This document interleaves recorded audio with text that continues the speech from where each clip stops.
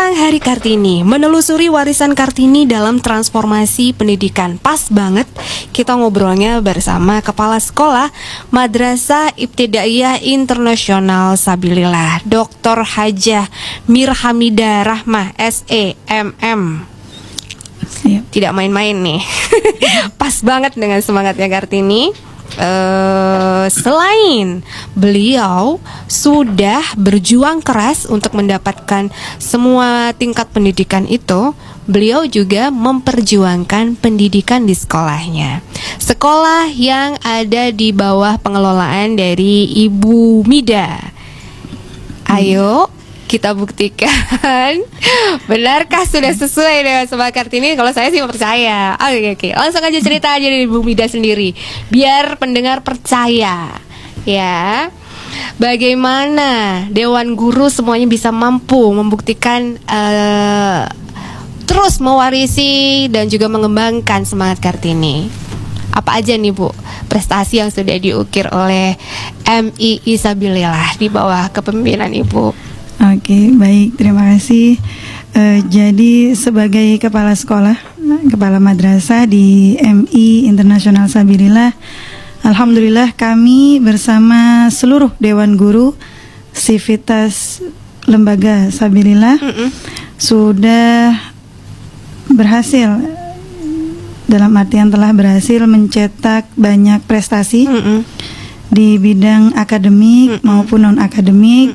Salah satunya termasuk meraih juara dalam Olimpiade Sains, Matematika, Bahasa Inggris, dan juga bidang agama seperti tahfidz, dan itu semua dari jenjang kabupaten, provinsi, sampai dengan tingkat nasional bahkan internasional. Bagaimana seorang Kartini ini melihat pendidikan sebagai kunci perubahan sosial dan kemajuan bangsa, di mana pendidikan saat ini dianggap sebagai sarana untuk kita mendorong perubahan positif dalam masyarakat, meningkatkan pengetahuan, pemahaman, dan kesadaran.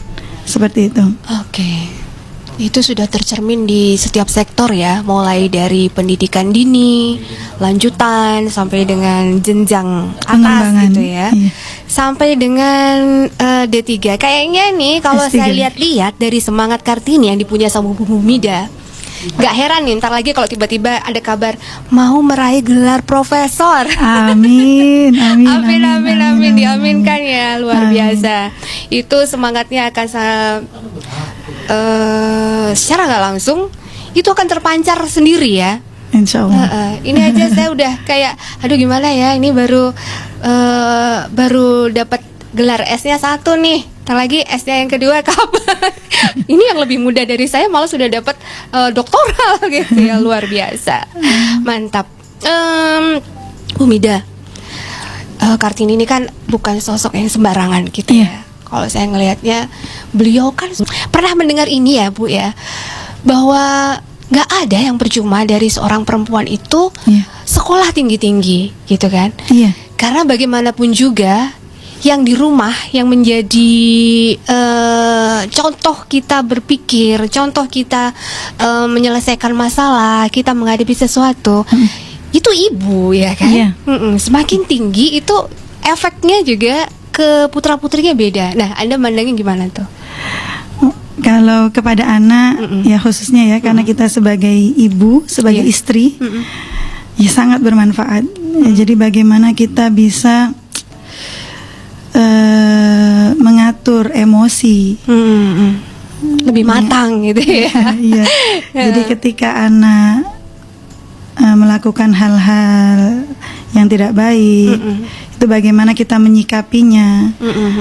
Ketika mereka malas, bagaimana kita menyikapinya. Ketika mereka bersemangat, bagaimana kita mewadahi hal-hal tersebut, bagaimana kita bertindak lebih bijaksana. Kami rasa faktor pendidikan itu juga sangat berpengaruh. Iya, benar-benar. Saya juga bisa ngelihat ada beberapa dari contoh kasus gitu ya. Memang beda cara berpikir dan cara penanganan ke anak-anak itu beda, efeknya juga beda. Nah, itu kan tugas seorang istri, ya kan? Seorang istri, seorang ibu. Nah, sekarang juga sebagai wanita karir. Nah, ini gak mudah. Kalau diibaratkan gurita, tangan kita itu seperti gurita, ada banyak gitu ya. Dalam waktu yang sama harus bisa mengerjakan A sampai Z. Nah, gak gampang. Bagaimana kalau dengan mengelola itu semua? Iya. Jadi dari peran-peran yang sudah disampaikan sebagai istri, sebagai ibu, sebagai kepala sekolah, sebagai wanita karir dalam artian amanah yang diberikan untuk kita emban dan untuk kita bertanggung jawab atas itu. Saya percaya pada manajemen waktu dan juga pastinya dukungan keluarga yang solid.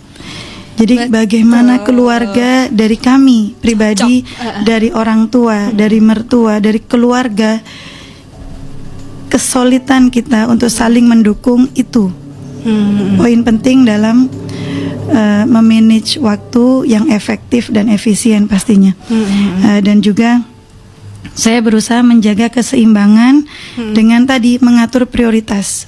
Jadi ada prioritas yang kita dulukan, termasuk delegasi tugas. Ketika kita mempunyai amanah tanggung jawab, salah satunya sebagai kepala sekolah, sebagai kepala madrasah, bagaimana kita bekerja sama dengan tim, mendelegasikan tugas, mendelegasikan tanggung jawab dengan efektif. Jadi kita bisa memberikan dampak dan hasil yang positif dengan teamwork, tidak kita sendiri. Bagaimana kita bisa mendelegasikan tugas dan pastinya tadi mindset positif yang kita tularkan kepada anggota kita, teman sejawat kita dan masyarakat umum pastinya.